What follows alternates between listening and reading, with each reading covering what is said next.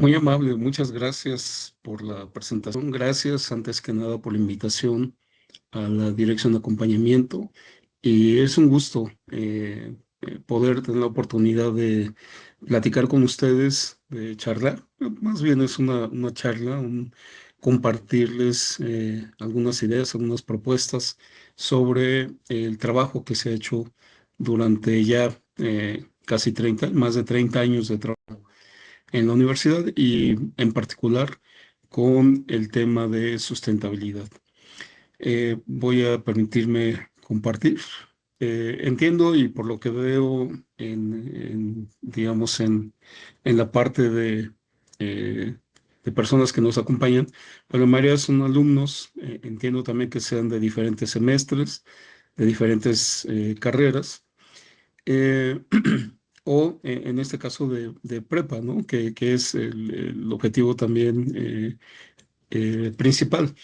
Eh, Más allá de iniciaría comentando que más allá de la propuesta de Universidad Verde, de preparatoria verde o de un tema de sostenibilidad, eh, yo he titulado esta propuesta del aula a la Universidad Resiliente, una apuesta por la biosustentabilidad, es decir, la Carta de la Tierra en la Universidad Autónoma del Estado de México como espacio de vida.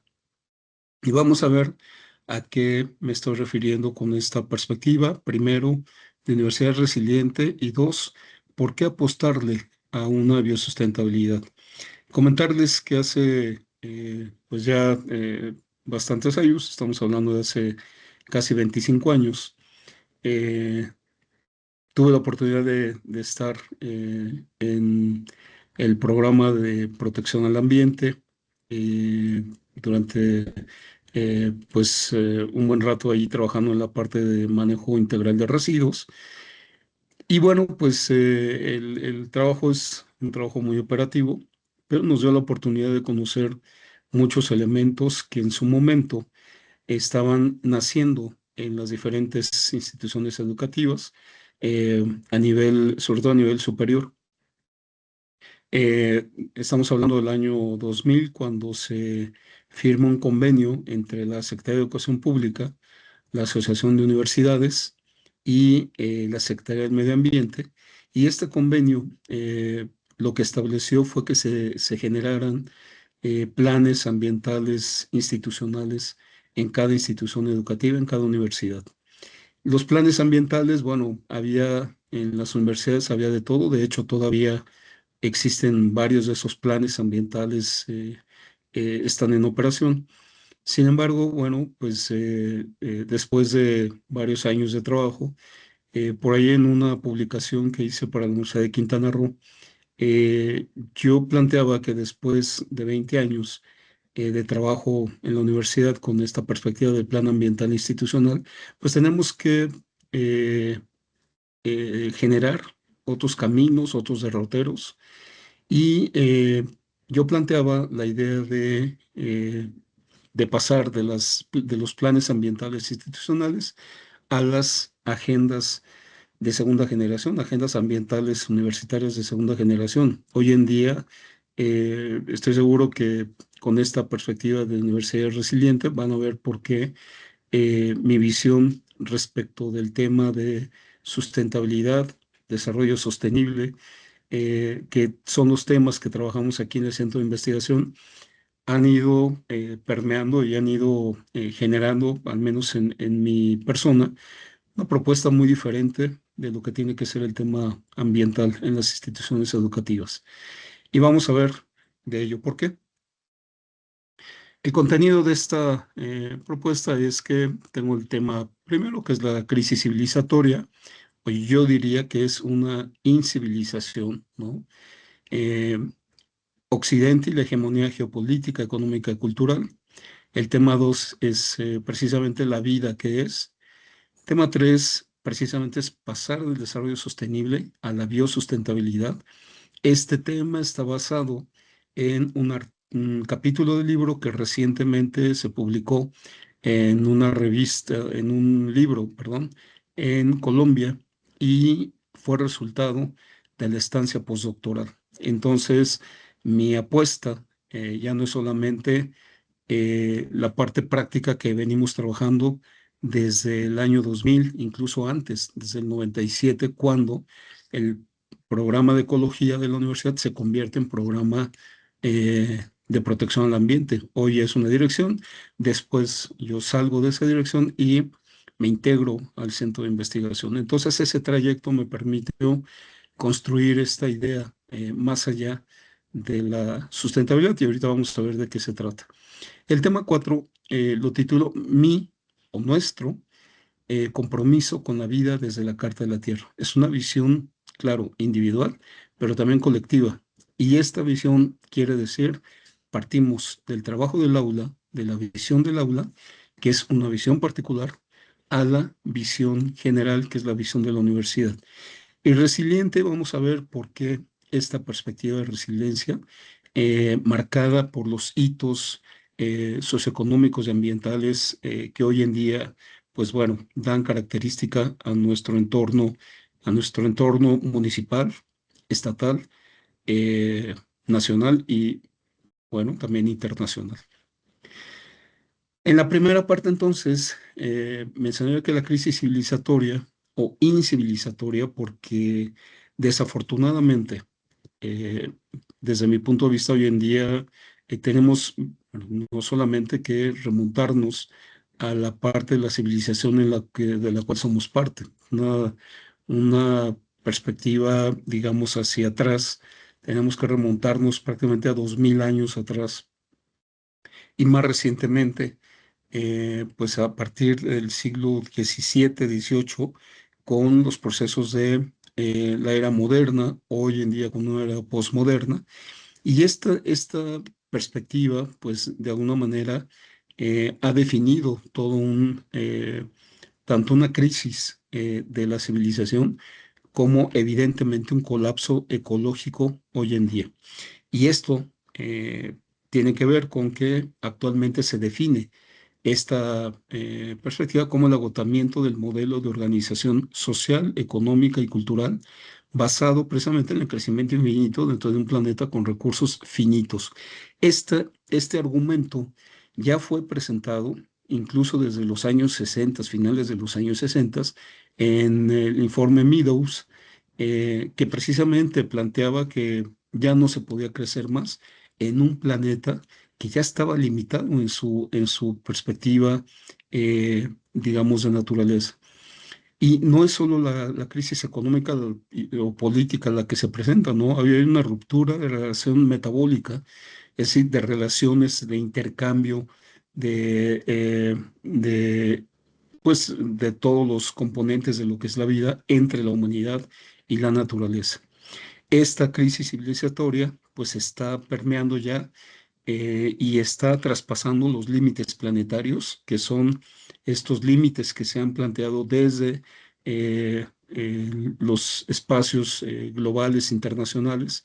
Se está permeando también en la integridad de la biosfera y en la, obviamente, acidificación oceánica, con toda la contaminación que hemos generado, resultado, evidentemente, como dice aquí en la última frase, en la parte en rojo, la crisis no es una falla del sistema, evidentemente, sino el resultado lógico de su funcionamiento exitoso bajo premisas extractivistas.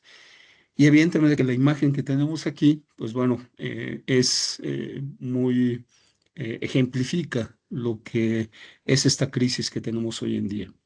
Pero esta crisis no se queda, como lo dice Enrique Dussel, o lo plantea también Enrique Leff y muchos autores desde su perspectiva, de su enfoque teórico o metodológico. Es una crisis hoy en día de valores, ¿no? Es una crisis que está permeando también a toda la sociedad en una forma de vida que hoy es irreconocible, sobre todo para los que nos tocó vivir en otros momentos donde no había estas, digamos, ni inseguridad ni violencia, o tampoco teníamos el acceso tan directo a la tecnología. Y eso nos permitía vivir, creo, y así seguramente lo podrán comentar personas de nuestra edad ya, pues que teníamos otra forma de vida mucho, muy diferente. En este sentido, la crisis ambiental, la crisis provocada también por Occidente, por esta perspectiva de querer tener más del desarrollo a ultranza, el desarrollo como una perspectiva que de hecho nace, si algunos de ustedes recuerdan, nace a mitad del siglo pasado con una perspectiva del presidente de Estados Unidos, de Truman, respecto de que el desarrollo tenía que ser la perspectiva que teníamos que seguir todo el mundo. Y entonces, en ese, digamos que en esa propuesta, pues de alguna manera también estaban pues afectados la gran mayoría de los países, porque se definió que los países desarrollados pues eran aquellos del norte global, los países subdesarrollados o del tercer mundo, pues los países que estábamos en el sur.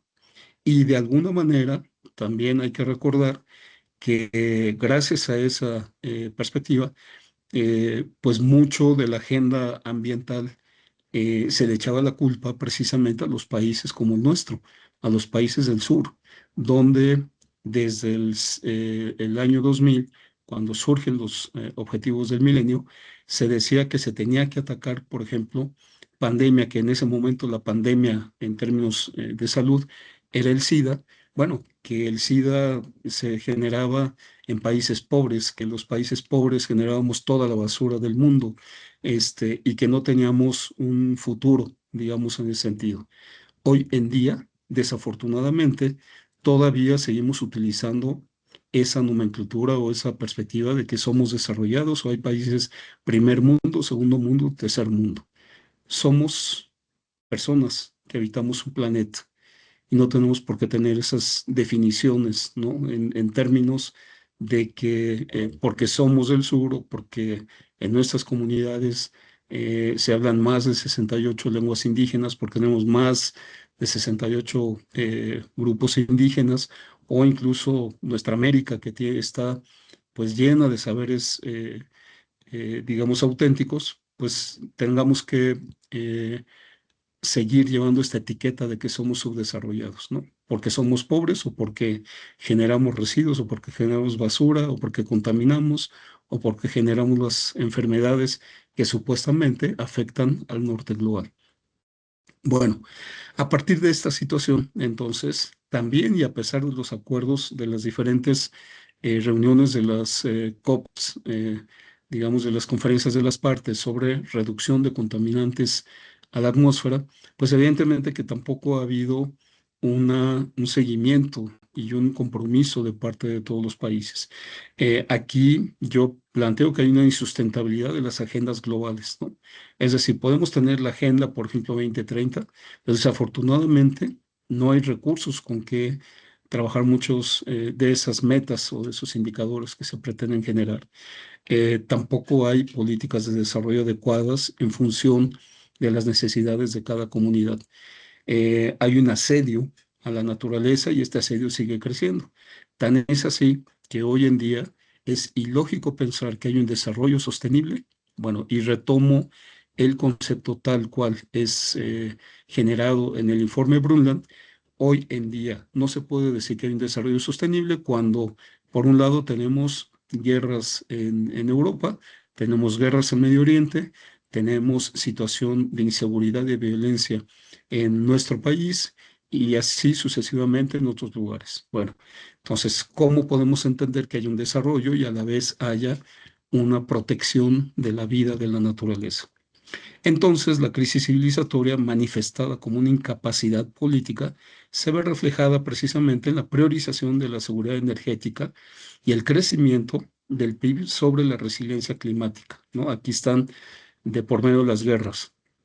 O sea, las guerras están de alguna manera marcando pauta entre que si tenemos que pagar más impuestos, si nos cuesta más cara la gasolina, si nos cuesta más cara los alimentos, bueno, evidentemente generados por conflictos, por recursos, donde 40% de los conflictos interestatales, ¿no?, entre países actuales están vinculados a presiones sobre recursos naturales, exacerbando la violencia contra defensores ambientales, especialmente en América Latina. Aquí pongo entre paréntesis el acuerdo de Escazú, que es el acuerdo a través del cual se está solicitando y se busca que haya justicia ambiental, el derecho a la información ambiental y la protección de los defensores del ambiente. Desafortunadamente, no todos los países de la región latinoamericana, porque este acuerdo es para la región latinoamericana, desafortunadamente no todos los países lo han firmado o lo han avalado. Porque evidentemente que detrás de ello hay intereses en muchos de los espacios donde los defensores ambientales están luchando por mantener su territorio, por mantener el acceso al agua, por mantener sus bienes naturales, que no digo los recursos, porque entonces recursos yo lo vinculo más a a la perspectiva económica, ¿no? Entonces, eh, el acuerdo escasez es un acuerdo fundamental. Aquí ven también ustedes la imagen del Atlas de Justicia Ambiental, que es un atlas desde donde incluso nosotros, desde aquí del Centro de Investigación, hemos subido información al Atlas sobre conflictos socioambientales, por ejemplo, aquí en el Estado de México, en donde se ha presionado a los pueblos indígenas respecto de entregar su bosque para la construcción de fraccionamientos de alto poder adquisitivo, ¿no? Evidentemente que no son fraccionamientos de interés social o para las personas de las comunidades, ¿no? Son fraccionamientos donde el principal activo es que se vende lo verde, se vende el acceso al tema ambiental. Y entonces, en este planteamiento, con este escenario, y digamos con muchos de estos escenarios que estamos viendo, la pregunta es, bueno, ¿y la vida qué es? Porque nos hemos dedicado quizás a trabajar, a investigar muchas cuestiones desde las propias disciplinas que tenemos en la universidad o en las universidades. Eh, Sin embargo, yo preguntaría, ¿cuántos de nosotros como investigadores, como profesores, incluso como alumnos, cuántos de nosotros hemos tocado el tema de qué es la vida? Y la vida, por ejemplo, en esta perspectiva de Schrödinger, la vida es una anomalía fascinante, ¿no? Es una irregularidad respecto de una norma o patrón frente a las leyes de la física clásica. Mientras que el universo tiende al caos, ¿no? A la entropía, los seres vivos hacen lo contrario. Los seres vivos pretenden estar en un orden, ¿no? Y tan es así que podemos ver que todos los sistemas que tenemos pretenden ordenar y controlar a los demás. El sistema educativo, el sistema político, el sistema económico, el sistema social, el sistema empresarial. Todos quieren controlar a todos. Por lo tanto, aquí yo rescato un prefijo que es el bios, ¿no? Y el bios, la pregunta que hago es si el bios como vida, ¿no? En esta perspectiva etimológica, si el bios representa la vida integral o si solamente es un prefijo sin profundidad. Esa es una pregunta, por ejemplo, que toca la fibra más sensible de la etimología y la filosofía de la ciencia. La respuesta corta es que el BIOS ha sido históricamente vaciado de su profundidad para convertirlo en un estándar técnico, pero su origen, sin lugar a dudas, reclama sin mayor pretensión. Tenemos que tener mayores pretensiones también para hacerlo evidente esta perspectiva del BIOS, reclamar una integralidad que las ciencias disciplinas suelen ignorar. Entonces, nos abocamos en las ciencias, en las disciplinas, a algo muy específico, queremos ser especialistas de algo muy concreto, pero se nos olvida lo que es el enfoque universal. De hecho, el término universidad pretende también incluir la parte universal, ¿no? Entonces, cuando yo veo que hay una segmentación hacia el apoyo a cierto tipo de proyectos, a cierto tipo de actividades, entonces ahí también tenemos que poner un alto y decir hacia dónde vamos. Lo más importante que tenemos hoy en día es la vida. Y si no, regresémonos unos cuantos años para ver lo que pasó a finales del 19, a principios del año 20, con la pandemia, ¿no? Entonces, nadie esperábamos eso. Esos son fenómenos complejos, ¿no? Cuando no tenemos el control de ese tipo de fenómenos. El tema 3, por lo tanto, derivado de todo esto que estamos analizando entonces, es que desde la etimología y la biosemiótica, es decir, de los significados de la vida, podemos entender los elementos que a continuación menciono. Uno, el informe Brundtland, desde donde se establece el desarrollo sostenible, pero también se habla del desarrollo durable o desarrollo duradero. Eh, Normalmente, y esto lo he identificado con alumnos, tanto de licenciatura, maestría, doctorado, es que poco leemos. Y yo les pregunto, en el informe Brundtland, ¿a qué se refiere el desarrollo durable o el desarrollo duradero? Y pues pocas personas han contestado, ¿no? Porque el desarrollo duradero implica considerar los límites y las necesidades de las comunidades.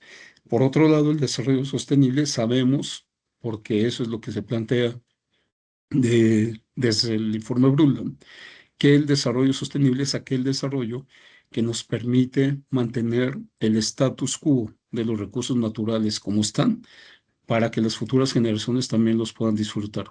Pero aquí hay estas trampas de la semiótica, ¿no? Vamos a ver ahorita por qué el desarrollo sostenible entonces es una contradicción y es un oxímoron desde una figura literaria. Oxímoron quiere decir que tenemos dos palabras, que es desarrollo y sostenible, y generan un tercer término, que es el desarrollo sostenible como tal. Por lo tanto, hoy en día, para todo lo que queramos ver que no queremos ponerle una definición quizás muy clara, decimos es que es desarrollo sostenible. Bueno, hay que entrar más a fondo con esta perspectiva. El otro punto es la cultura como el cuarto pilar del desarrollo sostenible. El desarrollo sustentable, cómo se pasó del desarrollo sostenible al sustentable, del desarrollo sustentable a la sustentabilidad y hoy en día, bueno, con la propuesta que yo les hago, con la biosustentabilidad. Por lo tanto, seguramente ustedes también identifican esta imagen donde tenemos los pilares del desarrollo sostenible. Tenemos la dimensión social, la dimensión económica y la dimensión ecológica. Entre lo ecológico y lo social está lo vivible, entre lo económico y lo social está lo equitativo y entre lo ecológico y lo económico está lo viable. Desde esta visión, hace algunos años, estamos hablando de 2010, la Unión de Gobiernos Locales a nivel mundial sugirió a Naciones Unidas que el cuarto pilar tenía que ser, o la cuarta dimensión tenía que ser la cultura. Porque de alguna manera lo que estamos aquí viendo es que si ustedes este modelo lo trasladan o se traslada a diferentes disciplinas, a diferentes proyectos de investigación, lo que vamos a hacer y lo que normalmente se hace es que a cada dimensión se le colocan indicadores, se le colocan números, se le coloca esta perspectiva de identificación numérica o cuantitativa. Y no está mal. Pero está mal cuando esa perspectiva se queda como la única interpretación de lo que es un desarrollo sostenible, que en términos concretos aquí no aparece la perspectiva cultural. Y no aparece porque a final de cuentas la cultura no la podemos cuantificar como puede ser en la dimensión social, por ejemplo, el estilo de vida, el material con lo que se hacen las casas, cuántas propiedades puede tener una persona o de qué materiales está hecha su casa, etcétera, etcétera. Entonces, todo eso se lleva a la parte cuantitativa. No podemos, digamos, negar esa parte y sobre todo la parte económica, ¿no? Entra el PIB y todos sus indicadores económicos. Y en la dimensión ecológica, bueno, cuántas especies hay, cuántas especies se pierden, cuántas especies se están recuperando, etcétera, etcétera. En este sentido, entonces, ya lo decía, desarrollo sostenible es esta contradicción semántica que se denomina oxímoron. Por lo que respecta entonces a digamos, al paso del desarrollo sostenible al desarrollo sustentable, en América Latina se ha utilizado más desarrollo sustentable que desarrollo sostenible, pues en la literatura, en los proyectos de investigación, en las actividades. ¿Hay diferencia? Sí. Lo sostenible, normalmente, y muchas personas han estado de acuerdo que es algo que se mantenga en el tiempo, y lo sustentable es los recursos ya sea o los bienes naturales o los recursos económicos con los cuales se va a mantener ese desarrollo en el tiempo. Más allá del desarrollo sustentable tenemos a la sustentabilidad. Y entonces aquí hago una, digamos que una fragmentación, un análisis de la palabra, y entonces tenemos sustentar como el prefijo y habilidad como el sufijo. Entonces, sustentar es sustentar o mantener. Habilidad se refiere a la capacidad, habilidad, destreza, incluso en idioma en inglés hasta he encontrado esta perspectiva de la habilidad de abrazar, ¿no? Y vamos a ver que sustentabilidad entonces sería la habilidad, la capacidad para abrazar, para mantener, para conservar. Pero aquí es donde yo digo, bueno, pues, ¿qué vamos a mantener? ¿Qué vamos a conservar? No es la misma referencia que estamos hablando de desarrollo sostenible con los recursos o los recursos naturales que se plantean a largo plazo. Hoy en día, pues lo que se está buscando en la Luna, pues no nada más es llegar a la Luna y nada más. O sea, se están buscando fuentes, recursos, minerales. Si se quiere, si llega a Marte, estamos en las mismas condiciones, ¿no? Entonces, nos estamos acabando lo que tenemos en la Tierra y estamos buscando en otros lugares, ¿no? Entonces, aquí hay una, desde mi punto de vista, faltaba un prefijo en sustentabilidad, porque sustentabilidad se quedaría en esa visión solamente de habilidad para mantener, pero para mantener qué. Por lo tanto, entonces, la vida como eje central del florecimiento implicaría ir más allá de las esferas del desarrollo sostenible, ir más allá de los objetivos del desarrollo sostenible, hacia una biosustentabilidad como la vida, entendida entonces como el eje central del florecimiento, ya no del desarrollo. Desarrollo tiene también estas trampas de que desarrollo solamente es crecimiento económico. Si no tienes un crecimiento económico, es que no estás dentro de la élite de los países desarrollados, ¿no? Y entonces nos tenemos que conformar con lo que implicaría nuestras propias limitaciones y nuestras propias necesidades en cada lugar. La lógica clásica y la protección del individualismo, la cultura de la guerra, los intereses, el mercado, el capital, el dinero, son elementos de los cuales hay que trascender. Y aquí hago nada más un paréntesis con los objetivos de desarrollo sostenible, porque eh, habrá que recordar que los objetivos del milenio que se plantearon en el año 2000, pues eran dirigidos a que los cumplieran, como se había dicho, los países en desarrollo. Y cuando en 2015 salen los Objetivos de Desarrollo Sostenible, entonces se comentó en Naciones Unidas que todos los países tenían que aportar a ello. Bueno, el asunto es que dentro de los 17 Objetivos de Desarrollo Sostenible tampoco hay temas, ¿no? Hay un tema sobre todo muy particular que no se quiso integrar en esos 17 objetivos. Y no se quiso integrar, obviamente, por intereses, ya sabemos, de ciertos países. Y ese objetivo era desmilitarizar a los países. Evidentemente, lo que estamos viendo hoy con el conflicto en Medio Oriente es que hay un país que quiere desarmar a todos los demás y el único que quiere tener las armas y el control es este país imperialista, ¿no? Y entonces ellos en eso pues evidentemente no querían que el objetivo estuviera plasmado aquí. Tan es así que, por ejemplo, en la Carta de la Tierra hay en dos ejes o en dos objetivos en la Carta de la Tierra sí se habla de desmilitarizar a los países. Bueno, para que veamos que los objetivos como agenda puede ser muy importante, pero también tienen detrás condicionantes muy importantes. Y la parte que corresponde de llevar esto a nuestra actividad cotidiana tiene que ver con nuestro compromiso con la vida desde la Carta de la Tierra. Aquí entonces lo que vamos a ver es que de la conciencia a la acción tiene que haber una referencia fundamental desde mi pupitre, desde los pasillos, desde las áreas comunes de mi escuela. ¿Por qué lo menciono? porque cuando estamos dando clases, muchas veces yo me doy cuenta cómo estamos en las aulas, estamos en los lugares y no es posible que haya basura, ¿no? En el lugar donde estoy trabajando, en el lugar donde estoy estudiando. Entonces, desde ahí deviene mi responsabilidad. Si yo estoy en un espacio donde, pues de alguna manera, tengo este escenario, pues imagínense cuando yo lo comento con estudiantes que están en el área de la salud, pues les digo, no me imagino cómo va a estar su consultorio el día de mañana, ¿no? Si asista a su salón o si asista a su pupitre en este momento.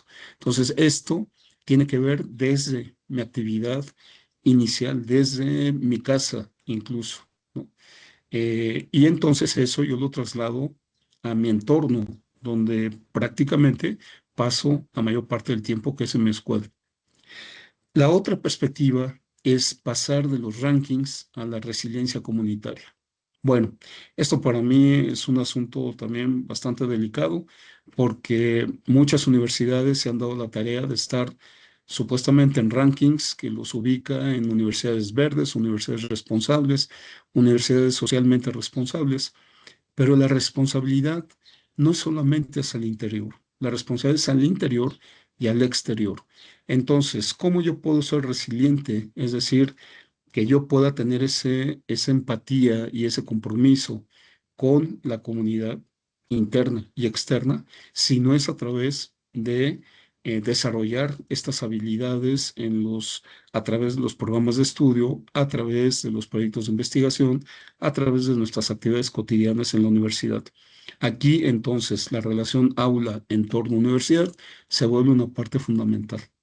Hoy en día, para mí incluso también no ha sido tampoco tan fácil porque cuando nos acercamos, por ejemplo, en proyectos de investigación que nos ha tocado trabajar, no solamente en el Estado de México, sino en otras entidades, nos hemos dado cuenta que incluso trabajo de campo es un trabajo de riesgo porque la situación del país no ayuda para que el trabajo de investigación de campo se lleve a cabo con la mayor seguridad, ¿no? O sea, nos enfrentamos a muchas situaciones, pero eso no nos tiene que detener. O sea, no tampoco nos tenemos que quedar en ser la mejor universidad que separa residuos. Ese tema, digamos, desde mi punto de vista como educación ambiental, tiene que ser rebasado. Tenemos que estar trabajando en las comunidades, tenemos que hacer trabajo comunitario y ese trabajo comunitario es lo que nosotros estamos desarrollando aquí en la universidad, en el centro de investigación, a través de un observatorio iberoamericano de experiencias comunitarias para la sustentabilidad. La otra parte entonces tiene que ver con los valores, la ética del ser universitario, ética por y para la vida, valores que están insertos en la Carta de la Tierra.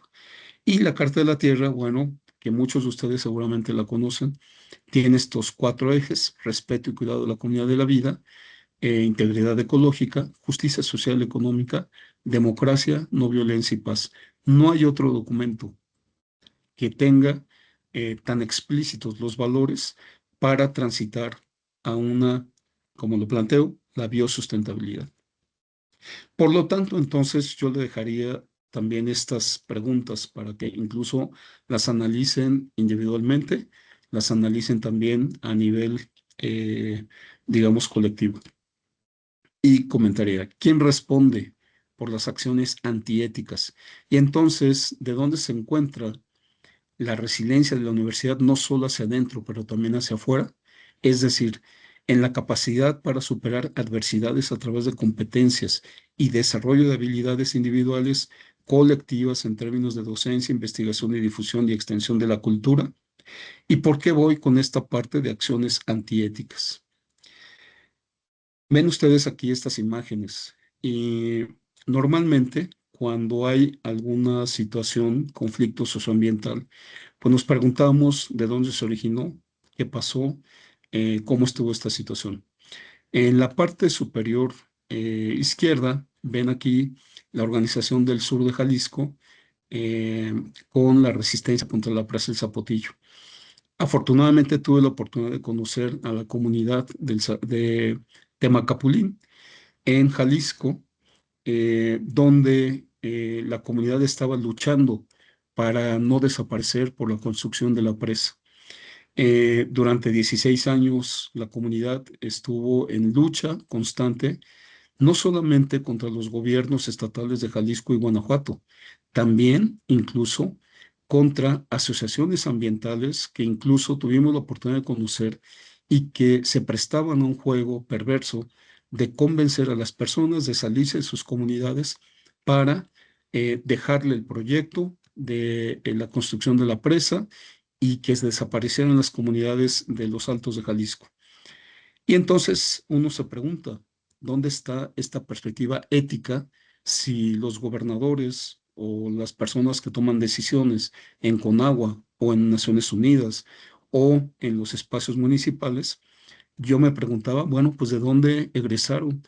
¿De qué universidad egresaron? ¿Qué base de valores les inculcaron para atentar contra las poblaciones? Pero eso no era todo.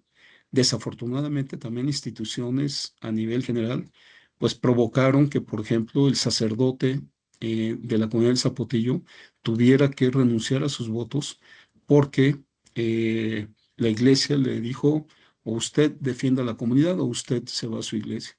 Entonces, son cosas que hasta que uno no la vive, uno puede decir, como lo planteamos aquí en el título, es la otra sustentabilidad. No es la sustentabilidad a veces romántica de seguir separando residuos, de seguir hablando de conciencia ambiental. Tenemos que entender que hay otro tipo de sustentabilidad, hay otro tipo de conflictos y que eso nos obliga a entender el tema ambiental desde otras aristas. El tema, por ejemplo, de la parte superior derecha, de la corrupción que rodea al Tren Maya, que está en código magenta, es impresionante lo que está pasando allá. No hubo manifestaciones de impacto ambiental.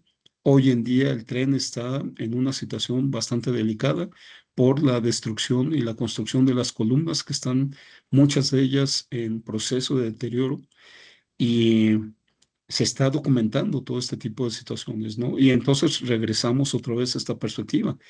¿Quiénes o quién o quiénes, bajo qué marco de valores atentaron contra la naturaleza en toda la zona de cenotes del tramo 5 de la construcción del Tren Maya? Es impresionante lo que está dejando de ecocidio en esta zona. Y en la parte del centro, ustedes ven aquí la imagen de Samir Flores, un luchador social en la zona del estado de Morelos, que está luchando, estuvo luchando, porque desafortunadamente ya no está entre nosotros, pero sigue de pie su comunidad, tratando de que proyectos o megaproyectos que están afectando al tema ambiental en su comunidad, en su población, pues no les siga afectando más. Y desafortunadamente estos son unos de muchos de las situaciones que estamos viviendo. Entonces, podremos entender desde este punto de vista que una cosa es la sustentabilidad o el desarrollo sostenible, si lo queremos ver así, que manejamos dentro de las instituciones educativas, y otra, la realidad a la cual se enfrentan la sociedad, las comunidades en procesos de resistencia y de derecho a la vida. Este es el asunto por cual la biosustentabilidad presenta esta perspectiva. Ahora entonces podrán entenderme de qué se trata la biosustentabilidad. Es la habilidad para conservar o mantener o abrazar precisamente el bios, ¿no? La vida. Y para terminar, no nos quedamos con esta idea solamente de que desde el pensamiento humano, porque esa es nuestra lógica de lo que hemos hecho, todo lo hacemos desde la eh, creencia de que el antropocentrismo es lo más importante, de que somos la especie más importante en el planeta. Y aquí tenemos dos ejemplos muy importantes. Uno fue esta gorila Coco, que hace ya varios años pasó por un proceso prácticamente de convivencia con seres humanos, con una doctora en particular, y logró eh, de alguna manera conectar palabras hablando. Incluso las palabras que están aquí las pronunció en un momento. Dice, arregla la tierra, ayuda a tierra, rápido, protege tierra, Naturaleza TV. Y por otro lado, tenemos esta cuestión de lo que recientemente hizo Donald Trump, de incluso imponer sanciones a islas donde solamente habitan pingüinos, ¿no? Bueno, eh, aquí la idea y la cuestión es que el entorno que hemos creado desde la parte del desarrollo sostenible ha sido un entorno que se ha fundamentado solamente en el pensamiento humano. No hemos pensado como la naturaleza, que es una perspectiva desde la complejidad que estamos trabajando aquí en el centro de investigación. Concluyo con esta frase, evidentemente con lo que acabamos de ver. Y dice Víctor Hugo, primero fue necesario civilizar al hombre en su relación con el hombre. Ahora es necesario civilizar al hombre en su relación con la naturaleza y los animales.